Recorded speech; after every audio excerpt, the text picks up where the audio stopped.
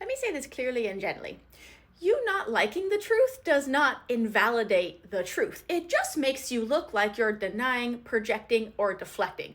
See, the irony here is that I shared this whole message, and the context was I was born and raised in a Christian cult. Now, some Christians made that the whole point, and because they don't like the fact that bad people use the name of their God, their Jesus, to hurt kids, or maybe the fact that I'm exposing the fact that these corrupt institutions still thrive today under the guise of yay God.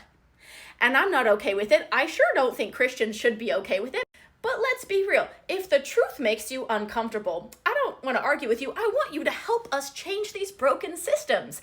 Especially if you're a Christian, it should piss you off that bad people are using your God to abuse kids. Now, if you don't like that, show me that you're fighting against it, because if not, and more importantly, if you're just out here trying to silence survivors or tell me to stop talking about it and stop exposing corruption and stop making sure that kids are safe when they're born and raised in these controlled, isolated environments that people from the outside world refuse to understand, that makes you part of the problem.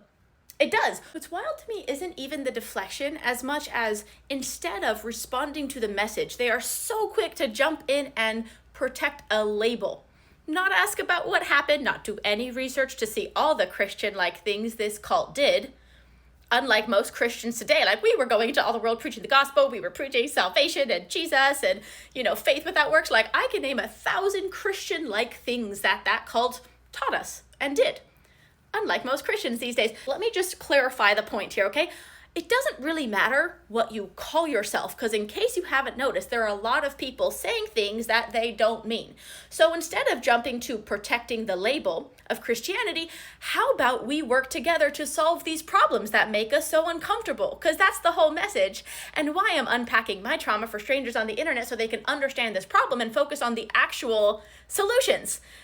Not the gory details. Like I don't go into all the bad things that the cult did to us. I'm straight up into context, and here's what you can do today to help people. So again, if that makes you uncomfortable, I really don't care. But also, if you want to be part of the solution, start solving problems, okay? Lead by example, because your criticism and projection and denial and lacking of accountability, it ain't making Christians look any better. I'm just letting you know that.